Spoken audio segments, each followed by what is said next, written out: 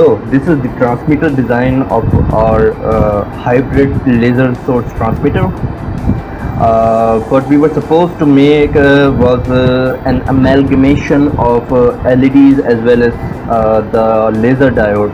As you can see over here, these thick red lights are the laser diodes, and these black dots, which are not black actually, these are the red LEDs, and this is the current regulator for running these LEDs. So this was one of our experiments to test our hybrid laser system. It's in the very initial stage. The laser system consists of both laser diode and the LEDs, and the diode, like you can see in the image as well. In this experiment, we showed that the mobile was charging successfully and the indication was on, as well as the indication was a stable one, or else what happened that the indication kept on going and coming. So we've showed over here that the charging indication is a stable one and it is charging successfully. So this was kind of a design that we were making before the pandemic occurred. This was our camera, the JVoice A33. Behind it, as you can see, this is the microcontroller that we were using for pan and tilt movement, and so this was all of it. I tried to restructure the model as much as I could, and this was the best I could get.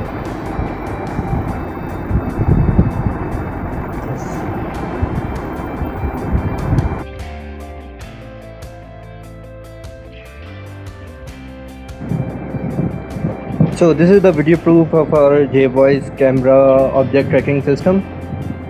As you can see, our camera moves accordingly as the object moves, and it tracks it to centralize the object.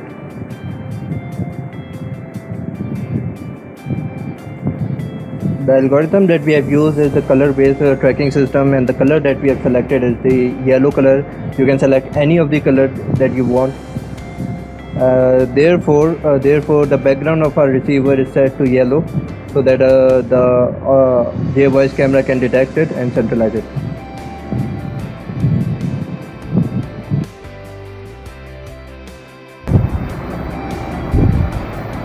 So this is the receiver design that we were supposed to make. As you can see over here, it features a PV panel. Behind it, as you can see, there are terminals over here. This is the jumper connecting the PV cells inside of it. This is the voltage regulator. We have used a buck converter because the voltage that we were getting was greater than 5 volt, and we needed to regulate it at 5 volts. This is the indicator light over here. As you can see, the background is specifically yellow. This was to allow our object detection algorithm to detect this yellow color and eventually detect this PV cell, and then point its laser on it. So this was our whole design of the receiver cell. Now I'll show you what we will do with this receiver cell in the next clip. So what we were supposed to make of our receiver design was a cover. Yeah, a cover which will feature our receiver behind of it, so that the mobile phone can be kept upside down on the table, and as soon as it is upside down, it will start charging.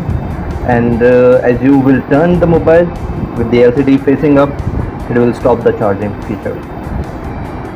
This was what we were expecting to make. See this? Okay, so this is the rendered 3D environment of an office, showing how a transmitter and a receiver will work together. As you can see, a transmitter is attached with the ceiling and searching in the room for the receiver. To start the charging, you turn your mobile upside down on the table, exposing the receiver, and then the transmitter will detect the receiver yellow color. It will align itself using the pan tilt motors facing the receiver. It will start focusing its lasers on the PV cell. As you can see over here, this red circle is due to the red LEDs that we are using. These are the laser beams.